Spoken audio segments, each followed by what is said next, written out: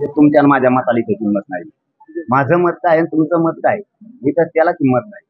जर व्यवसायाच्या आधारावर सगळ्याला आरक्षण दिले असं जर मंडल कमिशनचं आणि अभ्यासाचं म्हणणं आहे, तर मग कुणबींचा व्यवसाय काय? शेती. आमचा व्यवसाय काय? शेती. कशावर दिलं तुम्हीच सांगा मग आम्हाला. ओबीसींना आरक्षण कशाच्या आधारावर दिलं तुम्हीच सांगा आम्हाला. ते निकष आम्ही पूर्ण करून दाखवतो. सोडून द्या आमच्या मनात काय आहे. जे ओबीसींना आरक्षण दिलं ज्या निकषावर, त्या निकषावर जर मराठा बसला नाही तर मराठ्यांना आरक्षण देऊ नका. मराठ्यांना आरक्षण हवंय, ओबीसीतून आरक्षण हवंय, मला दोन्हीपैकी एक. तुम्हाला ते सांगून मी सांगितलं तुम्हाला आता तुमच्या प्रश्नाचं उत्तर द्यायचं म्हणजे का तुम्ही मी काय कायदा नाही. बरोबर आहे. कायदा काय सांगतो, ओबीसींना जे निकष लावले ते मराठ्यांना आम्ही पार करून दाखवतो. त्यांना जर तुमच्याच प्रश्नाचं उत्तर देतोय, मला कळतंय तुम्हाला काय विचारायचे.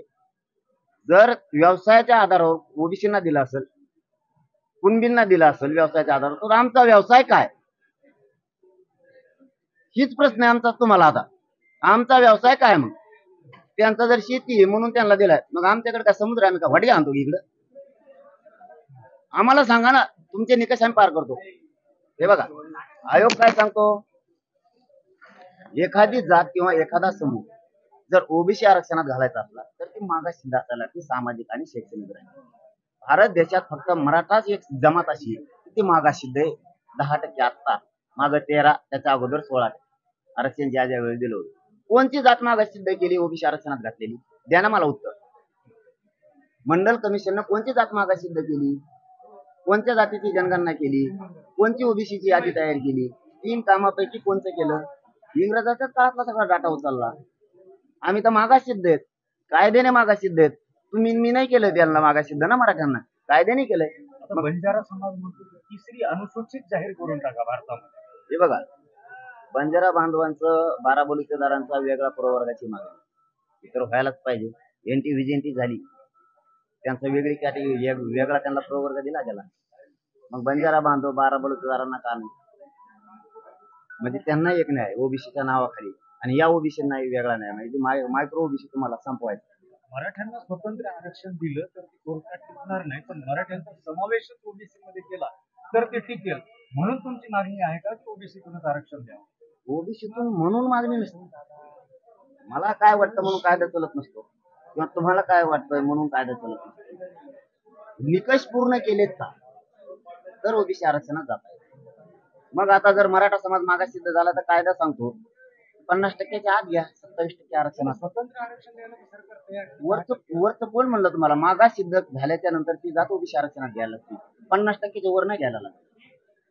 50%च्या आत घ्यायला लागतं. तुम्हाला जर वेगळं आरक्षण द्यायचं असलं तर 50%च्या वर द्यावं लागतं. मग ते टिकू तिकडे खड्ड्यात जाईल. कायदा सांगतोय ओबीसी आरक्षणात 27% आरक्षणात घ्या, मागासिद्ध असेल तर मग ती 50%च्या आत घ्यायला पाहिजे असं आमचं म्हणणं. आता बिहार हायकोर्टानं परवा एक निकाल दिला बिहारच्या संदर्भाने की 50%च्या वर आरक्षण मर्यादा गेली आणि म्हणून ही कमी केली पाहिजे. ती घटनात्मक नाहीये. महाराष्ट्रात काय परिणाम होईल याचा? 50%च्या वर सगळ्या देशातच माहिती आहे 50%च्या वर आरक्षण टिकू शकत नाही. पण आता जर मागासिद्ध झाली जात तर 50%च्या आत का घेत नाही, हा मूळ प्रश्न. जाणून बुजून का किती दिवस मराठ्यांना गोरगरीब धनगरांना फसवायचे? प्रत्येक सरकार आलं की म्हणणार. आता धनगर बांधवाच्या आरक्षणाच्या वेळेस फडणवीस साहेबांचं सरकार येण्याच्या अगोदर त्यांनी सांगितलं होतं माझं जर सरकार आलं तर पहिल्या कॅबिनेटमध्ये मी धनगर बांधवाला आरक्षण दिलं.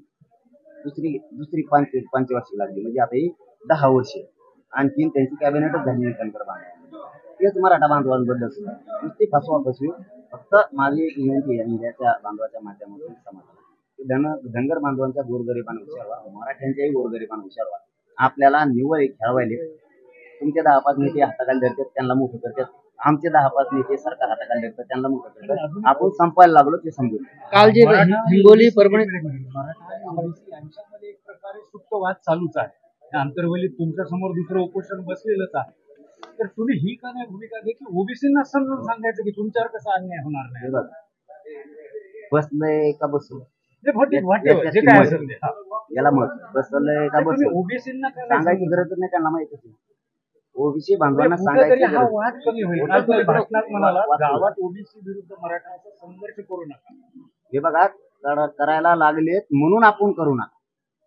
राजकारणी ओबीसीच्या नेत्याला, आमच्याही मराठ्यांच्या नेत्याला सरकारला हे वाद घडवून आणायचे करू नका हे चांगलं सांगतोय उलट मी हो, हे बरोबर सरकारनं आहे, सांगायला बरोबर आहे. पाहिजे. मी सांगतोय करू नका आणि ग्रामीण भागातल्या ओबीसी बांधवांना समजून सांगायची गरज नाही. त्यांना माहिती कोणाला बसवलेलं आहे कोणाला बसवलेलं नाही, कुठं वाद होणार आहे. महेश गाव सापडतात का? महेश गाव सापडतात का? मी कुठं बसलोय आंतरवाली. महाराष्ट्रात पुढेही बसता येतं ना, तिथं पुढं बसणं म्हणजे जाणून बुजून वाद करायचा अर्थ असं होतं. म्हणजे तुम्ही नाही काही केलं तरी मी तुम्हाला मुद्दाम धक्का हाना दिलं म्हणजे तुम्हाला राग येणारच ना. म्हणजे ही परिस्थिती आहे. माझं जुनं गाव शोधून काढलं, तिथं जायची काय गरज? छगन भुजबळला काय पाठवायची गरज आहे तिकडं? ते तर झालं. आंतरवालीच्या पुढे आंदोलन बसवलं. दुसरी गोष्ट सांगतोय म्हणजे वाद व्हावात म्हणूनच ना, दंगल व्हावा म्हणून छगन भुजबळचं काम. ही दुसरी गोष्ट. माझं जुनं गाव शोधलं. 1 नंबर ते 2 नंबर हे. आणि आता मला आता कळालं रात्री की आंतरवाली सुद्धा रॅली काढायला लावली छगन भुजबळ. म्हणजे आंतरवाली महाराष्ट्रात कुठंच जागा नाही. आंतरवालीच का? याला म्हणतात छगन भुजबळचा डाव आणि वाद झाले पाहिजे. महाराष्ट्राचं लक्षच आंतरवलीकडे लागले ना. आपण आंतरवालीत का? मग त्याला हटकूनपणा म्हणलं जातं. चौथी गोष्ट सांगतो, छगन भुजबळने सगळं सोडून दिलं. अंबडमध्ये तेल करण्याला होता, दुसरे जिल्हे नव्हते का? म्हणजे जिथं तालुक्याला आंदोलन आहे तिथंच का? याला म्हणायचं राजकीय स्वार्थ ठेवून चालणारा माणूस आहे. धनगर बांधवांचा दिखाव्यासाठी उपयोग करतो आणि आंदोलन याच्याने करायचं आमदारच्या तिसऱ्याला. मग त्याचा जो धंदा आहे फक्त राजकारण करायचं, गोरगरीब चांगले नाही झाले. नांदेडमध्ये तुमची रॅली होती. गुणरत्न सदावर्ते यांनी आक्षेप घेतला, मुख्य सचिवांकडे तक्रार केली की तुमच्या रॅलीमुळे शाळा बंद केल्या जातात आणि त्यामुळे हे असं नाही केलं पाहिजे, शाळा बंद नाही केल्या पाहिजे. त्याच्यावर नाही बोलत केले. मोठा माणूस आमच्या नांदेडचाच आहे. हो ना, मोठा माणूस देशाचाच आहे. राईट टू एज्युकेशन ऍक्ट समोर करून कारवाई करायला त्याचा धंदाच ते. मराठवाड्याची समस्या होती पण ती आता पूर्ण महाराष्ट्रामध्ये पोहोचली. खरं तर विदर्भामध्ये आधीपासूनच कुणबी आरक्षण आहे. नानासाहेब देशमुखांनी सगळ्यांनाच आवाहन केलं होतं की कुणबी व्हा. तर त्या काळात मराठवाड्यातले मराठा लोक जे आहेत ते कुणबी झाले नाही. पण आज मागणी करावी लागते. कुठंतरी त्या काळात चुकलं असं वाटतं त्यावेळेस लिडरशिप नाही, चुकलं नाही. काय असतं समाजात ज्यावेळेस वावरतो मोठा भाऊ म्हणून लहान भाऊ म्हणून, त्यावेळेस समाजाने कधीही दुसऱ्यांच्या बाबतचं आकर्ष ठेवलेला नव्हता. खातायत ना गोरगरिबीविषयी खाऊ द्या, नाही गरज आपल्याला. लहान मोठे भाऊ आहे एक सामंजस्याची भूमिका होती त्यावेळेस. ते खाऊ द्या, आपल्याला नकोय, आपल्याला आहे. पण ज्यावेळेस आता परिस्थिती शैक्षणिक सामाजिक दृष्ट्या मागास होती, त्यावेळेस मागायला गेल्यावर जे अगोदरपासून खाते त्यांनी जी आमची त्यावेळेस त्यांच्याबद्दलची भावना होती ती भावना आता त्यांनी व्यक्त करायला पाहिजे की यांच्या लेकराला मिळू द्या. पण आता त्यावेळेस आम्ही मोकळा हात सोडला, ते खाऊ द्या, आपलेच भावंड आहेत. आज त्या ह्या काय मोठ्या भावाला खायची वेळ आली तर ते आरक्षण मिळू देत नाहीत. ही जर त्याच वेळेस निर्णय मिळत असतील तर त्याच वेळेस घेतली असतील.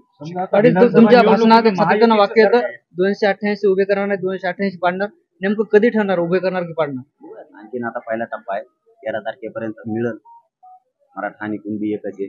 आम्हाला तर वाटायलंय की शंभूराजे देसाई साहेबांनी मध्यस्थी केलेली 100% मिळेल.